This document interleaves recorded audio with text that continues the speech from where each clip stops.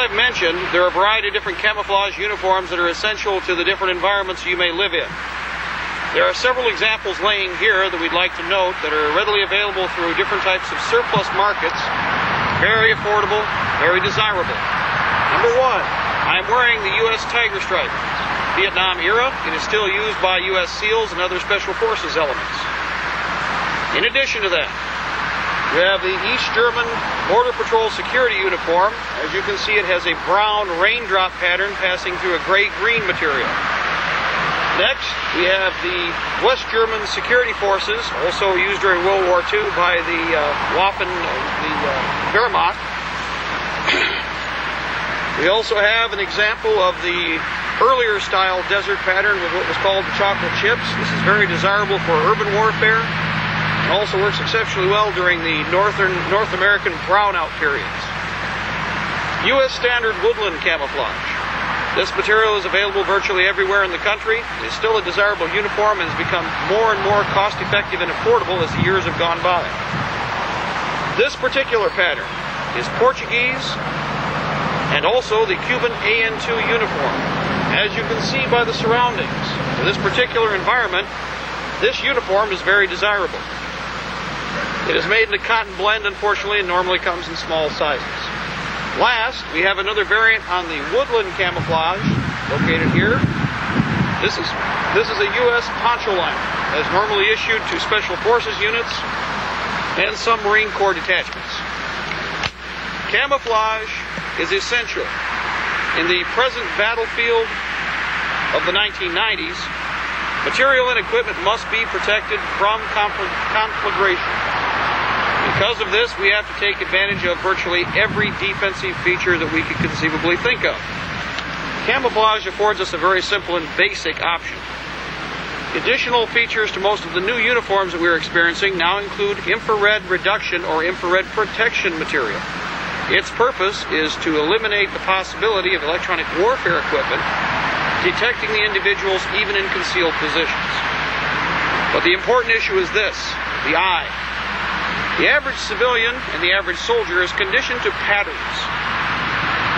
In many cases, with most militia units or irregular formations that are in the field, a disruption or a change in pattern is very important. Standardization may actually get you killed.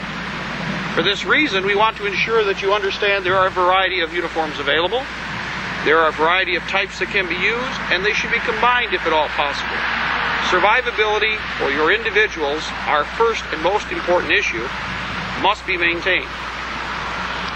In addition to this, and the best example would be what you see on this PASGAT helmet, are, for instance, camouflage bands so that you might utilize natural materials such as grass, straw, leaves, branches to alter the configuration of your uniform when you're moving. The terrain will change, so will the material that your camouflage is supposed to blend into. Because of this, you must assist with natural material. You do this by modifying the uniform tucking. You also have different stations on the uniform that can be used to attach different pieces of camouflage material that will enhance your situation. This rubber band that you see on the helmet is designed to take foliage. You've probably seen this in 100 different military movies. But it should be explained, this is essential. These types of items aren't necessarily found growing out here. You have to have them when you acquire the material and equipment that you'll be using. Take an inventory. Assess your needs. Kit your person out accordingly. In most cases, the camouflage uniform expenditures, these uniforms will run approximately $15 to $35 a set. As high as $50, depending upon how rare the camouflage is. You have to balance your need accordingly depending upon pocketbook. Remember, if you have more people to equip an arm, you're going to have to select or make a compromise that will put everybody into the proper equipment necessary to maintain them in the field. We have virtually every and any type of climactic environment that you could imagine in the North American continent. Some people will be seeing this training tape will be in the desert. There'll obviously be a need for browns, tans, etc. As we live in the northern part of the United States, we experience both the green out that you see in the background, brown, santan environments with the summer or high summer period. High colors, which would of course allow you to incorporate some of the lighter colors and greens that you see here. And then we move into a fall and then winter period.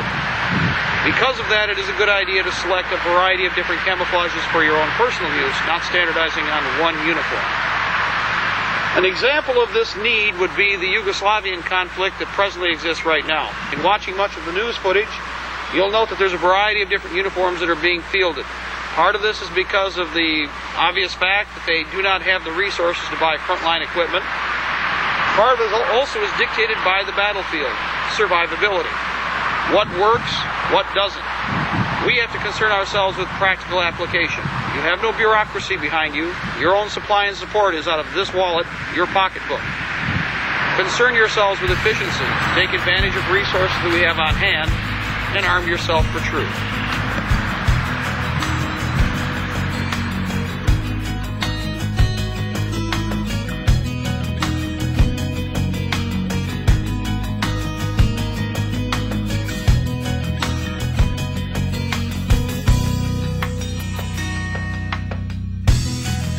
I cry for my country, for the pain that it's been through. She's been made to suffer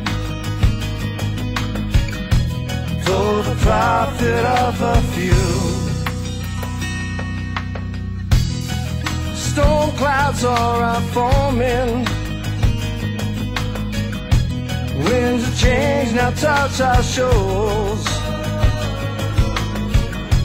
Our hear forefathers are crying